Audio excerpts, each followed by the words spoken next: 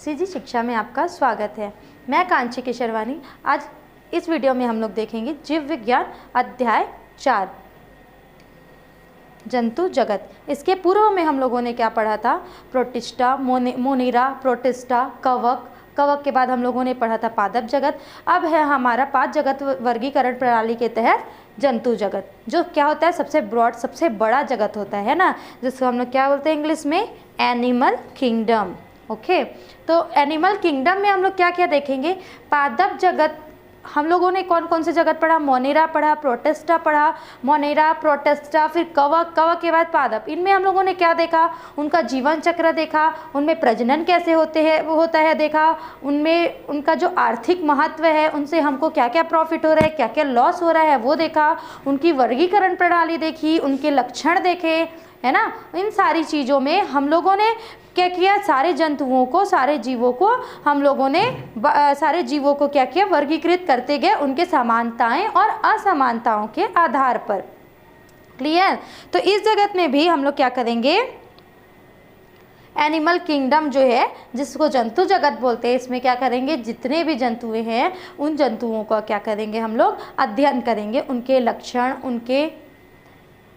उनका लक्षण देखेंगे, अकशेरुकी का संघ देखेंगे जिसमें फाइला स्तर तक का होता है, कशेरुकी का वर्ग देखेंगे क्लास स्तर तक, तथा प्रत्येक श्रेणी के कम से कम जितने भी श्रेणी अकशेरुक जंतु, 2 प्रकार के जंतु होते हैं, कशेरुक जंतु और अकशेरुक जंतु, जिसके बारे में हम लोग अध्ययन इस चैप्टर में करेंगे। अगर अभी हम लोग पाठ्यक्रम देखेंगे तो सारे जंतु जगत का क्या देखेंगे? उनका प्रमुख लक्षण देखेंगे, उनका वर्गीकरण देखेंगे, वर्गीकृत कैसे किया गया है उनको। उसके पश्चात अकशेरुक जंतु जो है उनका अध्ययन करेंगे, कशेरुक वर्ग के जंतुओं का अध्ययन करेंगे, उनका जीवन चक्र का अध्ययन, उनके प्रजनन कैसे होता है, उनमें कैसे उनका जीवन चक्र चलता है। उसके पश्चात हम लोग उनका कम से कम 3 से 5 लक्षण देखेंगे और प्रमुख जो लक्षण है उन जंतुओं के वो देखेंगे, और उनके साथ साथ कुछ जीवों के उदाहरण देखेंगे। ठीक है, ये है हमारा जंतु जगत का पाठ्यक्रम। अगर इंट्रोडक्शन देखते हैं तो इंट्रोडक्शन में क्या होता है? जो व्हिटकर नामक वैज्ञानिक थे, उन्होंने क्या किया था? 5 जगत वर्गीकरण प्रणाली का अपने अनुसार बताया था। उसमें क्या किया? यूकैरियोटिक, बहुकोशिकीय, प्रकाश संश्लेषी, वर्णक विहीन। मतलब हम लोग एक एक वर्ड को लेके चलेंगे। यूकैरियोटिक, यूकैरियोटिक का मतलब क्या होता है? जो केंद्रक होता है वो पूर्ण मैच्योर्ड होता है। क्या होता है? मैच्योर्ड मतलब परिपक्व होता है, पूर्णतः परिपक्व होता है, और केंद्रक के चारों ओर केंद्रक झिल्ली ये पाया जाता है। ठीक है, जो जंतु होते हैं वो क्या होते हैं? बहुकोशिकीय होते हैं, एक कोशिका से मिलकर नहीं बने होते हैं। मोनेरा और प्रोटिस्टा जगत के जीव ही क्या होते हैं? एक कोशिकीय होते हैं, है ना, मोनेरा जगत के। प्रकाश संश्लेषी, वर्णक विहीन। इसमें प्रकाश संश्लेषण की क्रिया नहीं होती है क्योंकि वर्णक जो होते हैं वो अनुपस्थित होते हैं जंतुओं में।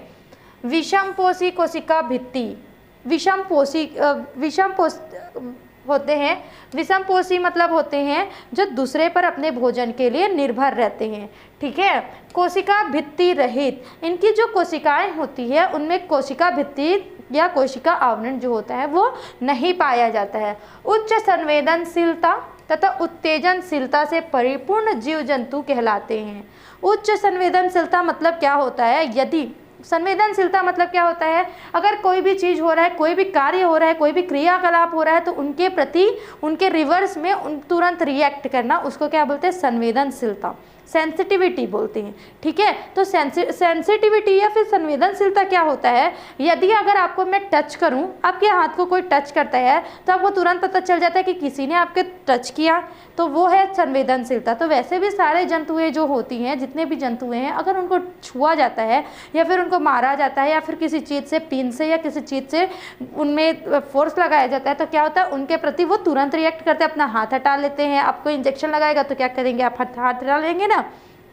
ठीक है, उसको बोलते हैं उच्च संवेदनशीलता एवं उत्तेजनशीलता से परिपूर्ण जीव जंतु कहलाते हैं।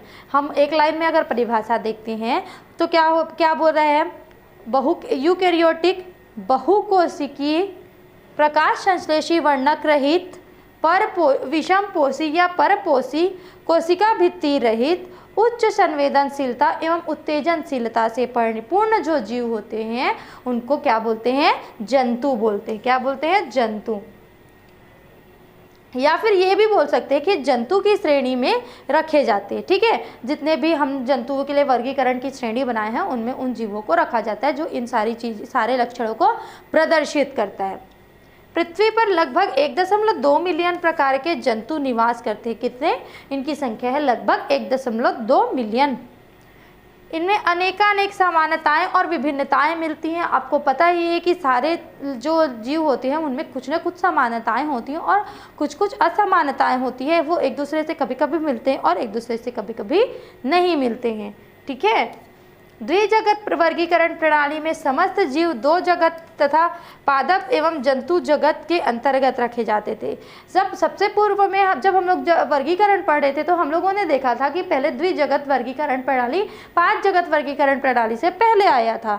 तो जो 5 जगत वर्गीकरण प्रणाली से पहले जो द्विजगत वर्गीकरण प्रणाली आया था उसमें 2 जगत लिए जाते थे, एक होता था पादप जगत और एक होता था जंतु जगत। इन दोनों जगतों की श्रेणी में ही सारे जीवों को रखा जाता था। अति सूक्ष्म स्तर पर बात करें तो कोशिकीय संरचना में कोशिका भित्ति वाले जो जीव होते हैं उनको पौधों की श्रेणी में तथा कोशिका भित्ति रहित जो जीव होते थे उन जंतुओं की श्रेणी में रखे जाते थे। अगर इनका सूक्ष्म स्तर पर अध्ययन करा जाता है, अगर सूक्ष्म स्तर पर बात करेंगे तो एक पॉइंट निकलता है, यदि कोई कोशिका है और कुछ मतलब कोशिकीय जीव है और उन कोशिकीय जीवों में यदि जीव जो कोशिका आवरण है या कोशिका भित्ति है जिसको सेल वॉल बोलते हैं इंग्लिश में, अगर वो प्रेजेंट है तो उसको कहाँ रखा जाता था?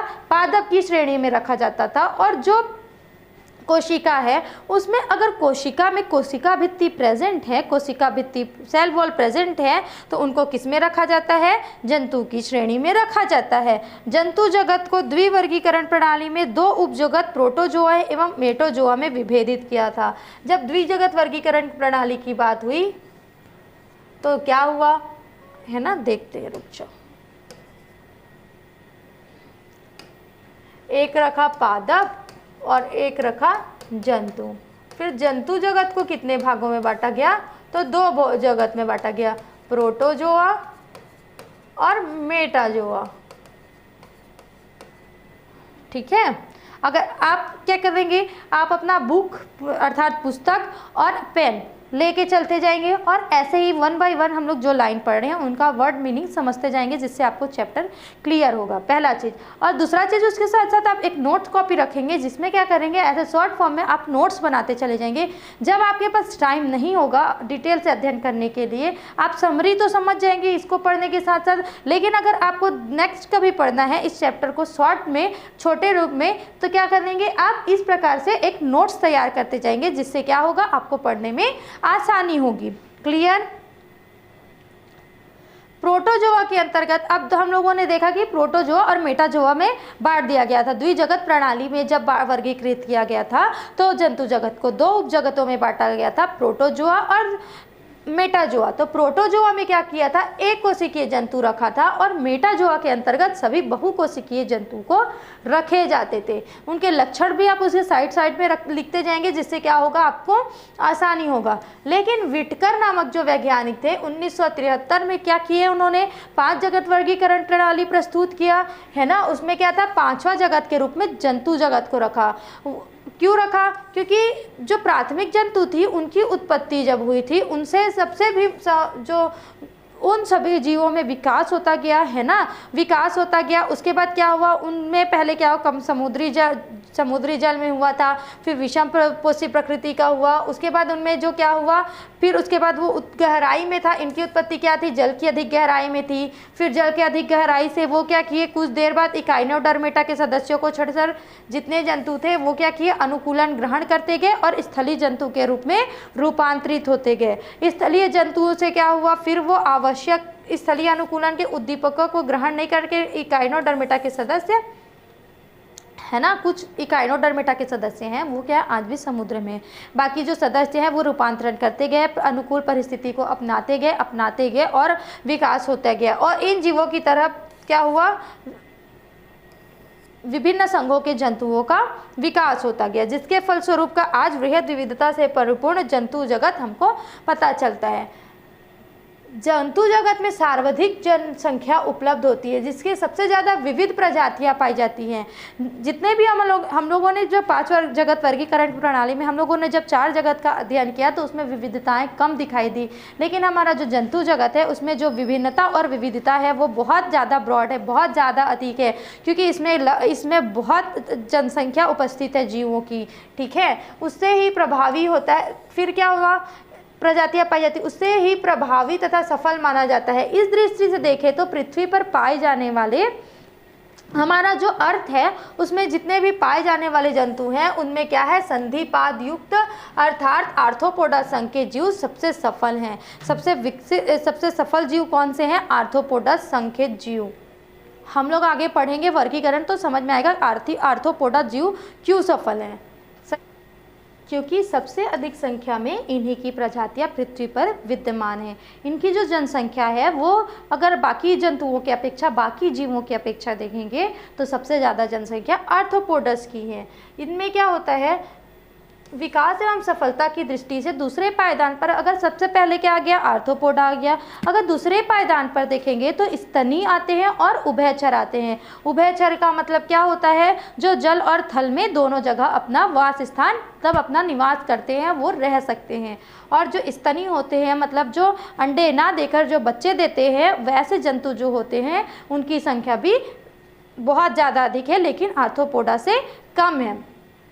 कुछ स्थलीय जीवों में डैनो का विकास होता है। डैनो का मतलब क्या होता है, विंग्स। विंग्स का मतलब होता है हिंदी में पंख। जिनमें देखना जितने भी पंख वाले जीव होते हैं, जैसे तोता, कबूतर, मैना, जितने भी पंख वाले चील, बाज है ना, कौवा वगैरह जितने भी हैं, उनमें क्या है, पंखों का विकास हुआ है ना, उनको क्या बोलते हैं, डैनो बोलते हैं। उनमें क्यों होता है, गगनचर अनुकूलन के लिए, अर्थात फ्लाइट एडेप्टेशन बोल सकते हैं, जिसको फ्लाइट एडेप्टेशन का मतलब होता है कि जो आसमान में क्या कर सकते हैं, उड़ने के लिए उनको पंख की आवश्यकता होती है। उनकी भी संरचना अलग होती है जिसके कारण वो आसमान में उड़ सकते हैं। कुछ संघों के सदस्यों में शरीर जो होते हैं, कुछ संघों के सदस्य जो होते हैं वो क्या करते हैं, दूसरे जीवों के साथ रहकर सहजीविता प्रदर्शित करते हैं, या फिर उनके साथ रहते हुए सहजीवी जीव के रूप में रहते हुए उनसे अपना पोषण प्राप्त करते हैं और अपना जीवन यापन करते हैं, जिसको क्या बोलते हैं, परजीवी बोलते हैं। जैसे कि चपटा कृमि, गोल कृमि, ये क्या करते हैं, दूसरे जंतुओं में रहते हुए अपना जीवन यापन करते हैं और पोषण प्राप्त करते हैं। इतना ही नहीं, कुछ तो परजीवी के रूप में अपना जीवन चक्र कई पोषकों में पूरा करते हैं। कुछ जो जीव होते हैं जैसे चपटे कृमि, गोल कृमि, वो एक ही जीव के साथ रहते हैं और अपना जीवन चक्र और अपनी पोषण को पूरा करते हैं। लेकिन कई और जो जीव होते हैं वो क्या करते हैं, वो करते हैं कि अलग अलग पोषकों में, जैसे क्या होता है, देखना कई जो लोग होते हैं वो एक ही घर में रहते हैं ना, हमें बहुत अपनी जिंदगी पूरा होते तक उनकी जो दूसरी पीढ़ी होती है, उनकी तीसरी पीढ़ी होती है, वो क्या करती है, एक ही घर में रहती है। लेकिन कई लोग क्या करते हैं, एक घर में रहे, फिर ये घर पसंद नहीं है, दूसरा घर किराए का ले लिए, फिर तीसरा घर ले लिए, फिर चौथा घर ले लिए, ऐसे करते हैं। तो ऐसे कुछ जीव होते हैं जो अपना पोषण, अपना जीवन चक्र कई पोषकों में रहकर कई पोषकों के साथ पूरा करते हैं। इस तरह से विविध प्रकृति वाले जीवों का विकास, अनुकूलन तथा उसकी परिकर्षण के फलस्वरूप संभव हुआ है। अनुकूलित लक्षणों की उपस्थिति के कारण ही अलग अलग प्रकार के जीव अलग अलग परिवेशों में रहते हैं।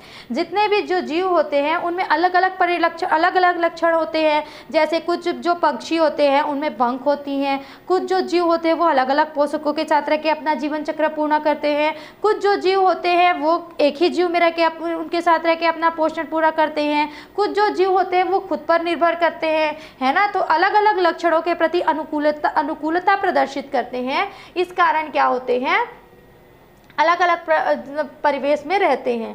किसी आवास विशेष में किसी जीव की पीढ़ी दर पीढ़ी उपस्थिति यह प्रमाणित करती है कि जीव उस परिवेश के लिए अनुकूलित है और हम उस स्थल को उसका वास स्थान के रूप में सूचित करते हैं। जैसे कि क्या, अगर हम लोग देखते हैं, हमारा अगर इतिहास देखते हैं मनुष्य का, है ना, मनुष्य एक स्तनी होता है और मनुष्य का अगर हम इतिहास देखेंगे तो मनुष्य कहाँ रहता है, हमेशा से ही जमीन में, थल में रहते हैं, जमीन में, है ना, तो जमीन में रहता है हमेशा से ही। तो अगर वो एक पीढ़ी में, अपनी एक पीढ़ी में जमीन में रहा, दूसरी पीढ़ी में जमीन में रहा, तीसरी पीढ़ी में जमीन में रहा, उसके आगे आगे जितने भी पीढ़ियां आती गई उनमें अपना जमीन में रहते गया और उसमें अपनी अनुकूलता है, तब तो वो सर्वाइव कर पा रहे ना हम लोग। हमारे लिए जो आवश्यक चीज़ें वो हमको ज़मीन में मिल जाती है, इसलिए हम उसको अनुकूल बोल रहे हैं, हमारी जो बॉडी को आवश्यकता है उसके लिए, है ना। तो क्या चीज़ है, तो ये जो अनुकूलताएं प्रदर्शित करती है और वहाँ पे अपना वास स्थान रखती है, इसलिए जो जगह पे वो बहुत सारे पीढ़ियों के साथ रहते हैं, बहुत सारी पीढ़ियाँ होती हैं उनकी, उसको उन जंतुओं का वास स्थान बोलते हैं। वास स्थान की दृष्टि से जंतुओं को निम्नांकित प्रकार होते हैं। वास स्थान का अगर देखेंगे तो जंतु अलग अलग प्रकार के होते हैं, जैसे है जलीय जो जंतु होते हैं वो जल में रहते हैं। वो जैसे कि आपका क्या है, सार्क है, डॉल्फिन है, व्हेल है, और कुछ क्या बोलते हैं, और छोटी छोटी जो मछलियाँ हैं, है ना, बहुत सारी मछली आती है, मूंगी मछली और चिंगड़ी मछली, क्या क्या बोलते हैं, वो सारी चीज़ें जो आती हैं वो क्या करती हैं, जल में रहती हैं। तो जल में रहने के लिए उनका जो वातावरण है, उनके जीवन के लिए जो आवश्यक चीज़ें हैं, जैसे कि पानी, और है ना, उनको पानी चाहिए, उनको अपने जगह के लिए क्या चाहिए, अनुकूलता चाहिए, वो अपनी जगह में सर्वाइव कर सकते हैं, उनको खाना भी वहीं पे मिलता है। तो ये सारी चीज़ें क्या करती हैं, उनके वास स्थान के लिए उपयुक्त है। इस कारण क्या होता है कि जो जंतु है, मतलब जो जलीय जंतु है, जैसे जितनी भी मछलियाँ हैं वो जल में रहती हैं। अब जल में रहती हैं तो ये भी अलग अलग प्रकार के जल में रहती हैं। कुछ जो मछलियाँ हैं वो कहाँ रहती हैं, सॉफ्ट वाटर में रहती हैं, अर्थात पीने वाली पानी, पीने की पानी कहाँ पे मिलती है हमको, तालाब में, नदी में, है ना, तालाब में मिलती है, नदी में मिलती है, और कहाँ कहाँ मिलती है। तो जितने भी पानी पीने वाले जगह पे मिलता है हमको, उस स्थान को क्या बोलते हैं, सॉफ्ट जल बोलते हैं, मृदु जल बोलते हैं, सॉफ्ट वाटर, फ्रेश वाटर बोलते हैं। कुछ जो मछलियाँ होती है वो कहाँ निवास करती हैं, समुद्र में, जैसे कि सार्क है, व्हेल है, डॉल्फिन है, ये सारी जो जलीय, ये क्या होती हैं, जलीय होती है, समुद्र में हो रहती हैं, ठीक है, ये समुद्र में सर्वाइव कर पाती है। जल में स्वतंत्र हाइड्रा रूप में तैरने वाले जंतु वेलापवती प्लेजिक कहकर सूचित किए जाते हैं। हाइड्रा भी है, वो जंतु में गिनती आते हैं, और ये कहाँ पे रहते हैं, स्वतंत्र जीवी होते हैं, जल में रहते हैं। सक्रिय रूप से तैरने की क्षमता वेलापवर्ती जंतुओं को तरणक कहते हैं, नेक्टॉन कहते हैं। स्वतंत्र रूप से ये तैरते रहते हैं जल में, और इनके कारण इसको क्या बोलते हैं, नेक्टॉन बोलते हैं, या फिर क्या बोलते हैं, तरणक बोलते हैं। हिंदी में इसको बोलते हैं तरणक, और इंग्लिश में इसको बोलते हैं नेक्टॉन। तथा निष्क्रिय रूप से पानी में तैरते रहते हैं उन जंतुओं को प्लवक, जूप्लैंक्टन कहते हैं।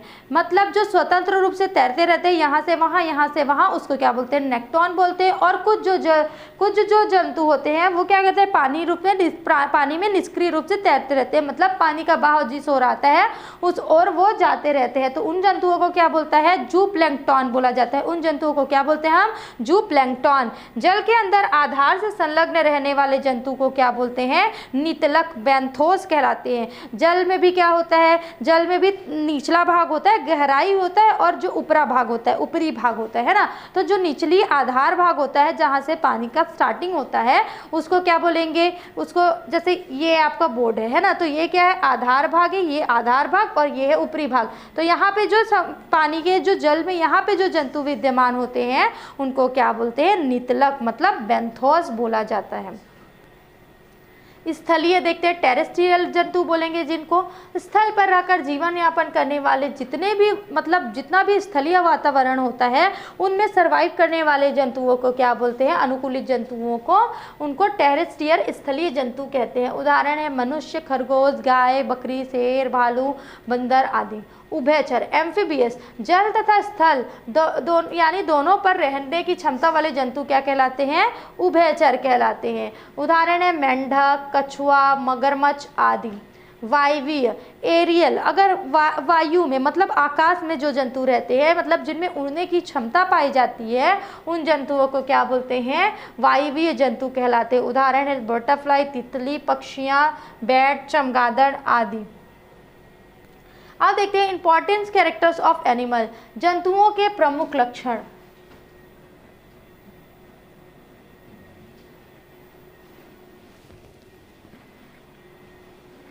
जंतुओं के प्रमुख लक्षण, ये बहुकोशिकीय होते हैं, इनके जो बॉडी स्ट्रक्चर होती है, इनकी जो शारीरिक संरचना होती है वो बहुकोशिकीय होती है ना। यूकैरियोटिक होती है, मतलब क्या केंद्रक में केंद्रक आवरण, केंद्रक झिल्ली पाई जाती है। और जो कोशिका होता है, अर्थात अगर हम लोग देखेंगे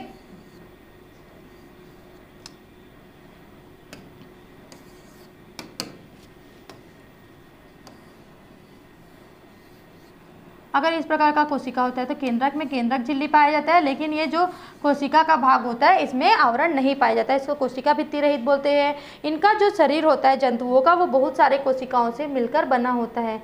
इनमें क्लोरोफिल वर्णक का अभाव होता है, जिसके कारण ये प्रकाश संश्लेषण की क्रिया में भाग नहीं लेते हैं और अपने भोजन के लिए दूसरे पर निर्भर होते हैं। इसलिए ऐसे जंतुओं को हम लोग क्या बोलते हैं, हेटेरोट्रॉफिक या विषमपोषी। इनमें वृद्धि जो होती है उनमें सारे जो बॉडी होती है, जितनी भी बॉडी स्ट्रक्चर होती है उनमें सीमित में होती है, मतलब सीमित एक साथ होती है ना। यदि वृद्धि धीमी भी होती है तो भी क्या होती है, एक साथ होती है, सारे अंगों में एक साथ वृद्धि होती है और सीमित वृद्धि होती है। अर्थात क्या है, एक समय के बाद इनमें वृद्धि होना बंद हो जाता है, ये जीवन पर्यंत नहीं चलती है। इनमें गतिशीलता तथा प्रचलन पाया जाता है। गतिशीलता मतलब एक स्थान से दूसरे स्थान तक गति करने की, जाने की क्षमता पाई जाती है, तथा प्रचलन पाया जाता है, मतलब ये अपने अनुसार दूसरे जगह पर जा सकते हैं। इनमें उत्तेजनशीलता पाई जाती है। उत्तेजनशीलता का मतलब यही होता है कि यदि आपको पिंच चुभाया जाए या फिर सारे जंतुओं को पिंच चुभाया जाए तो उनके प्रति वो तुरंत के तुरंत रिएक्ट करते हैं। संवेदनाओं को ग्रहण करने हेतु पोरीफेरा संघ के सदस्यों को छोड़कर सभी जंतुओं के शरीर में तंत्रिका तंत्र पाया जाता है। अभी अगर हम लोग आगे वर्गीकरण देखते हैं तो वर्गीकरण में अगर पोरीफेरा संघ आता है, उनमें पोरीफेरा संघ में जितने भी जंतु आते हैं, जितने भी सदस्य आते हैं, उनको यदि छोड़ दिया जाए तो बाकी जो जितने भी वर्गीकरण के पश्चात जितने भी उन संघ के जो सदस्य होंगे उनमें तंत्रिका तंत्र पाया जाता है। किसके लिए? संवेदनाओं के लिए। आपको पता ही है कि हमको संवेदनाएं कहाँ से मिलती है? तंत्रिका तंत्र से हमारे मस्तिष्क में जाती है और मस्तिष्क उस चीज के लिए, उस अंग को रिएक्ट करने के लिए सूचना देता है। इनमें लैंगिक प्रजनन तंत्र तथा उत्सर्जन हेतु उत्सर्जन तंत्र पाया जाता है ना। इनमें लैंगिक प्रजनन तंत्र अलग होता है और उत्सर्जन तंत्र अलग होता है। उत्सर्जन तंत्र का मतलब होता है एक्सक्रिएटरी सिस्टम। एक्सक्रिएटरी सिस्टम क्या होता है? जिसमें हमारा जो अपशिष्ट पदार्थ होता है हमारी बॉडी का, उसको बाहर निकालने के लिए जो जगह होता है, जो तंत्र स्थित होता है, उसके रूप में भी उसको क्या बोलते हैं? एक्सक्रिएटरी सिस्टम, उत्सर्जन तंत्र। ये भोजन को ठोस रूप में निगल कर खाते हैं, अर्थात इसमें प्राणी संपोषण, होलोजोइक न्यूट्रिशन पाया जाता है। निगल कर खाते का मतलब क्या? हम लोग भोजन को किस रूप में ग्रहण करते हैं? ठोस रूप में ग्रहण करते हैं। फिर जब हम लोग अपने मुख गुहा में उसको ग्रहण कर लेते हैं तो जो हमारा मुख गुहा में हमारे पास दांत स्थित है, दंत स्थित है, उस दांत के माध्यम से उसको क्या करते हैं? हम लोग तोड़ते हैं, छोटे छोटे टुकड़ों में तोड़ते हैं। फिर लार, जब उसके साथ हमारे मुँह में जो लार उपस्थित है उसके साथ भोजन क्या होता है? गीला होता है और हमारे आहार नाल में आगे बढ़ता है। इनमें भोज्य पदार्थ किसके रूप में होते हैं? ग्लाइकोजन के रूप में संग्रहित होते हैं। किसके रूप में संग्रहित होते हैं? जो भोज्य पदार्थ होते हैं वो ग्लाइकोजन के रूप में संग्रहित होते हैं। बेसिस ऑफ एनिमल क्लासिफिकेशन, जंतु वर्गीकरण का आधार। जब जंतुओं में वर्गीकरण किया गया तो कुछ बातें रखी गई जिसके आधार पर क्या किया गया? वर्गीकरण किया गया। तो पहला है शारीरिक संगठन के स्तर पर, शारीरिक संगठन कैसा है उसके आधार पर विभाजित किया गया। शरीर की सममिति के आधार पर, इसकी डिटेल्स हम आगे पढ़ते जाएंगे। शरीर में सममिति कैसा होता है? जैसे कि हमारे बॉडी है, हमारा बॉडी अगर इसको हम लोग ऐसे आधे भाग में काट दें, यहाँ से काट दें, तो हमारा जो दोनों भाग है वो सेम दिखाई देगा, है ना। सेम दिखाई देता है, एक जैसा ही है, मतलब ना क्या। लेकिन क्या अगर हम लोग इसको ऐसे मिलाते हैं तो क्या सेम होगा? नहीं। तो उनके आधार पर भी जंतुओं को क्या किया है? उनके आधार पर भी विभाजित किया है। देह गुहा की संख्या के आधार पर, उनमें कितनी देह गुहा है, कोइलम जो है वो कितनी है उसके आधार पर। भ्रूण विकास के क्रम में जर्म स्तर के आधार पर, जब भ्रूण का विकास होता है तो एक्टोडर्म, मेसोडर्म, एंडोडर्म 3 लेयर पाए जाते हैं, है ना। उन 3 लेयरों को क्या बोलते हैं? जर्म लेयर बोलते हैं। उनकी संख्याओं के आधार पर विभाजित किया गया है।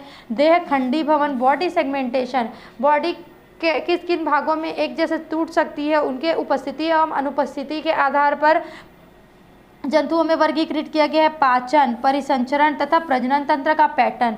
हमारी बॉडी में पाचन तंत्र प्रेजेंट है ना, पाचन तंत्र जिसमें भोजन पचता है। परिसंचरण तंत्र का मतलब होता है कि एक स्थान से दूसरे स्थान पर जो जितने भी चीज़ें होती हैं उनको पहुंचाने का कार्य जो होता है। और प्रजनन तंत्र जिनके आधार पर दूसरी पीढ़ियों का निर्माण होता है, उनके उपस्थिति के आधार पर उनमें जो कार्य करने की क्षमता है उनके आधार पर भी क्लासिफिकेशन किया गया है। नोटोकॉर्ड की उपस्थिति एवं अनुपस्थिति के आधार पर भी क्या किया है, जंतु वर्गीकरण को आधार माना है। वर्गीकरण का आधार, बेसिस ऑफ क्लासिफिकेशन, प्रोटोजोआ से लेकर मानव तक जटिलता और विविधता का एक बहुत विशाल अंतर क्षेत्र प्रदर्शित होता है, परंतु जैव प्रक्रिया की दृष्टि से सभी जंतुओं में गहरी समानता है।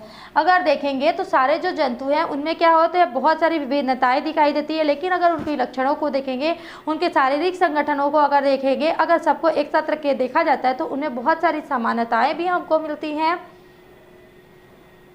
जो इनकी रचना है, उनका जो बॉडी स्ट्रक्चर है, उनमें बहुत सारी विभिन्नताएं मिलती है, लेकिन जो अंगों का कार्य है, जैसे कि हमारा उत्सर्जन तंत्र है ना, ये हमारा शरीर का एक अंग है, उनका काम क्या है, उत्सर्जन का मतलब अपशिष्ट पदार्थों को बाहर निकालना। परिसंचरण तंत्र का अर्थ होता है एक स्थान से दूसरे स्थान तक ब्लड को और जो आवश्यकता अनुसार जो चीज़ें होती है, स्टोरेज चीज़ें, उनको एक स्थान से दूसरे स्थान तक ले जाना, है ना।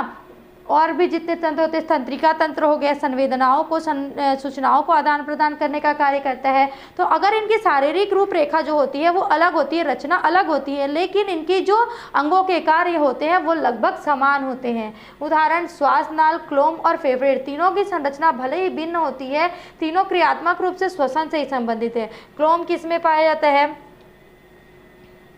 श्वास नाल होता है, क्लोम होता है और फेफड़े। अलग अलग जंतुओं में आगे हम लोग देखेंगे जो जीव, उनमें अलग अलग प्रकार के आहार नाल श्वसन नाल पाए जाएंगे, जिसको श्वसन नाल भी बोलते हैं, किसी में क्लोम और किसी में फेफड़े। इनकी जो संरचनाएं हैं वो बहुत अलग अलग होती है, बहुत भिन्न होती है एक दूसरे से, लेकिन क्या है, इन तीनों का कार्य क्या है, श्वसन से संबंधित होता है।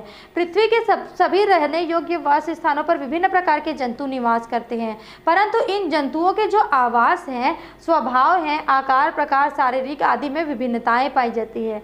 वे विभिन्नताओं ही जंतुओं के जो इनमें जो विभिन्नताएं उपस्थित हैं वही क्या है, जंतुओं के वर्गीकरण का प्रमुख आधार बनती हैं। शारीरिक संगठन के स्तर पर देखेंगे, है ना, तो क्या होता है, कोशिका जो प्राणी के शरीर की इकाई है, जो कोशिका है वो क्या है, प्राणी जो है, जो जंतु है, उनके शरीर की इकाई क्या है, कोशिका।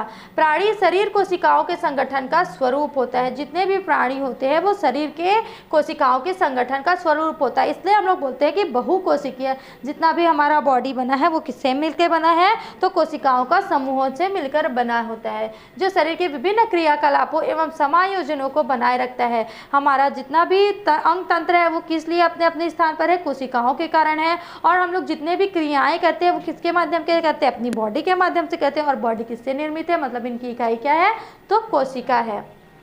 यह विभिन्नता शारीरिक कोशिकाओं को श्रम विभाजन, संरचनात्मक जटिलता तथा प्राणियों में विशिष्ट कोशिकाओं का कारण हो सकती है।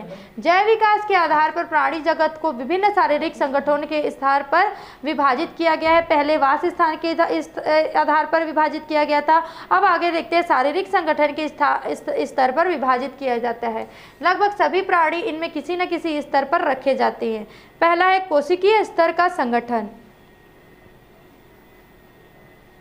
शरीर में जो कोशिकाएं हैं वो बिखरे हुए समूहों में होती हैं, अलग अलग जगह में अलग अलग कोशिकाएं होती हैं। ये इस तरह तथा उत्तकों में व्यवस्थित नहीं होती, किंतु विभिन्न कोशिकाओं में थोड़ा समविभाजन होता है। मतलब जो अलग अलग कोशिकाएं होती हैं वो एक साथ जुड़कर क्या करती है, अपने अपने कार्यों में बंटवारा कर लेती है। बंटवारा करने से क्या करते हैं, अलग अलग कार्यों को यथासिद्ध करते हैं। ठीक है, तो ये क्या करते हैं, इनमें जो कोशिकाएं होती है वो अलग अलग जगह पर अलग अलग हिसाब से विद्यमान होती है। स्पंजों में कोशिकीय स्तर होता है, जिनमें पोषण का कार्य कोएबाइटस, कंकाल निर्माण, स्क्लेरोब्लास्ट आदि विभिन्न प्रकार की कोशिकाएं करती हैं।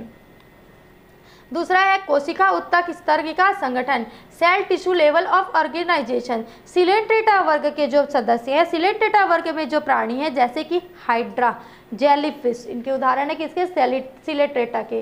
तो इनकी जो कोशिकाएं होती हैं वो व्यवस्थित होकर प्राथमिक ऊतक बना लेती हैं, एक साथ एक ही जगह पर एक जैसे विद्यमान होकर क्या कर लेती है, ऊतक का संगठन का निर्माण करती है। उस संगठन को क्या बोला जाता है, प्राथमिक ऊतक बोला जाता है।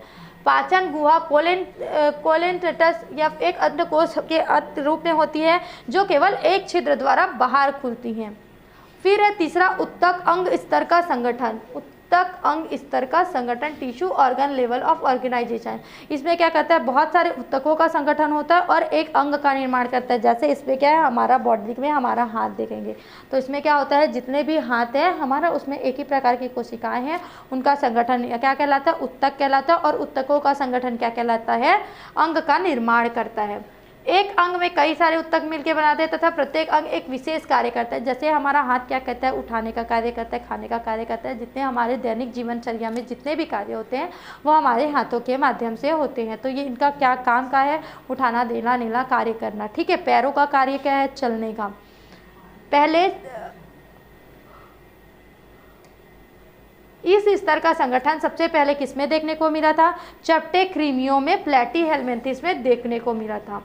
फिर है अंग तंत्र स्तर का गठन, organ system level of organisation. इस प्रकार के संगठन स्तर में क्या होता है, किसी कार्य को करने के लिए अंग परस्पर मिलकर एक तंत्र का निर्माण करते हैं। अनेक अंग मिलकर क्या करते हैं, एक तंत्र का निर्माण करते हैं। इन तंत्र का एक विशिष्ट कार्य होता है जैसे पाचन, श्वसन, परिसंचरण और जनन तंत्र। इन प्राणियों के शरीर में पाचन तंत्र एक नाल के समान, जो बहुत सारे प्राणी होते हैं उनमें जो पाचन तंत्र होता है एक नाल के समान होता है। जैसे हमारा मतलब मनुष्यों का जो पाचन तंत्र होता है वो आहार नाल से स्टार्ट होता है, नाल के रूप में होता है ना, जो दोनों सिरों पर दो अलग छिद्रों, मुख और गुदा द्वार द्वारा खुला होता है। गोल कृमियों, एनालिडा, आर्थ्रोपोडा, मोलास्का, इकाइनोडर्मेटा एवं रज्जुकी प्राणियों में इस स्तर का संगठन होता है। अब देखते हैं अंग तंत्र और उनके मुख्य कार्य। कौन कौन से अंग तंत्र होते हैं और उनके मुख्य कार्य क्या क्या होते हैं, देखते हैं। अध्यावरणीय तंत्र क्या करता है, जो अध्यावरणीय मतलब इंटीग्यूमेंट जो तंत्र होता है, मतलब जो बाहरी तंत्र होता है वो क्या का कार्य करता है, सुरक्षा का।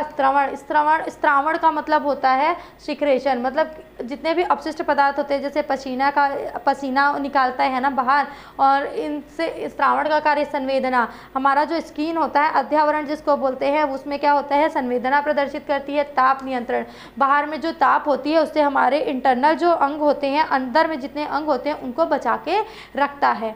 फिर है दूसरा पेशी तंत्र पाया जाता है। ये क्या करता है, पेशी, हम लोग क्या बोलते हैं ना, पेशी होता है हमारे शरीर में, लिगामेंट पेशी जो होता है वो क्या करता है, हमारे शरीर को वृद्धि और विकास प्रदान करता है, जिससे हमारे में गति और प्रचलन होती है। पेशियों के माध्यम से ही पेशियां जब मूव करती हैं उनके माध्यमों से ही क्या होता है, हम लोग एक स्थान से दूसरे स्थान पर गति कर सकते हैं। फिर है कंकाल तंत्र, सुरक्षा एवं सहारा देना, पेशियों को संचालन। पेशियां जो होती हैं वो लूज होती हैं ना, अगर खाली हमारे शरीर से हड्डियों को निकाल दे तो क्या पेशी हमारे ऐसे खड़े हो सकती है, नहीं, वो लूज होती हैं। वो किसके सहारे में टिकी होती है, हड्डियों के सहारे में टिकी होती हैं। तो कंकाल तंत्र जो होता है वो सुरक्षा और सहारा प्रदान करता है। पाचन तंत्र भोजन का अवशोषण एवं पाचन करता है। जितने भी हम लोग भोज्य पदार्थ खाते हैं उनको पाचित करता है, पहले तो उनको पाचित करेगा, फिर उनसे जो मुख्य पदार्थ निकलता है उसको क्या करता है, अवशोषित करता है और उनको अलग अलग अंगों को पहुंचाकर उनकी आवश्यकताओं की पूर्ति करता है। फिर है श्वसन तंत्र। श्वसन तंत्र क्या करता है, शरीर में बाह्य वातावरण के मध्य गैसीय विनिमय का कार्य करता है। अर्थात जो हमको नीड क्या है, हमको आवश्यकता किसकी है, कौन से गैस की है, तो हमको ऑक्सीजन चाहिए अपने जीवन को सर्वाइव करने के लिए, लाइफ को। तो हमको ऑक्सीजन कहाँ से मिलता है, श्वसन तंत्र से हम अंदर खींचते हैं और श्वसन तंत्र से क्या करते हैं, बाहर निकालते हैं किसको, कार्बन डाइऑक्साइड को, जो हमको जरूरत नहीं है ना। फिर परिसंचरण तंत्र पदार्थों का अभिगमन, भोजन, गैस, व्यर्थ पदार्थों आदि का एक स्थान से दूसरे स्थान में नलिका का कार्य कौन करता है, परिसंचरण तंत्र के द्वारा होता है।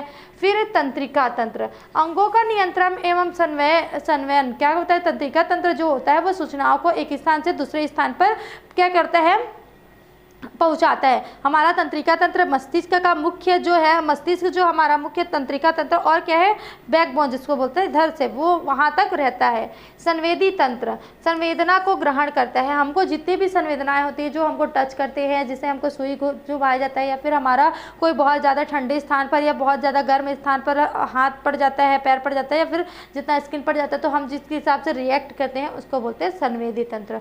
उत्सर्जन तंत्र उत्सर्जन तंत्र मतलब होता है नाइट्रोजनी पदार्थों का उत्सर्जन और समस्थापन। हमारे शरीर में जितने भी अपशिष्ट पदार्थ होते हैं, भोजन के पचन के पश्चात जितने अपशिष्ट पदार्थ होते हैं, उनको अपने शरीर से त्यागने के लिए क्या करना, बाहर निकालने के लिए क्रिया जो होती है उसको बोलते हैं उत्सर्जन तंत्र। फिर है प्रजनन तंत्र। संतानों की उत्पत्ति एवं जाति की विकास को, जाति में वृद्धि और विकास को बनाए रखने के लिए प्रजनन तंत्र आवश्यक है। फिर है अंतःस्रावी तंत्र। हार्मोन्स द्वारा रासायनिक तंत्र क्या करते हैं, अंतःस्रावी तंत्र जो होता है वो हार्मोन सीक्रेट करता है, और हार्मोन सीक्रेट करने के कारण क्या होता है, हमारे बॉडी में जिस चीज़ की नीड होती है, जिस चीज़ की आवश्यकता होती है, वो ला के देता है हमको। फिर है प्रतिरक्षा तंत्र, इम्यूनिटी सिस्टम जिसको बोलते हैं। सूक्ष्म जीव एवं हानिकारक पदार्थों से शरीर की सुरक्षा करता है। हमारा जो इम्यूनिटी सिस्टम होता है वो हमारे शरीर में क्या करता है, बाहरी जो हानिकारक जीव आते हैं, जो हानिकारक रसायन आते हैं, उनसे हमारे शरीर की सुरक्षा करता है। इसी के पश्चात हम अंग तंत्र और मुख्य कार्य के पश्चात हमारा ये वीडियो समाप्त होता है। आगे हम लोग नेक्स्ट वीडियो में नेक्स्ट टॉपिक पढ़ेंगे। सीधी शिक्षा में जुड़े रहने के लिए धन्यवाद।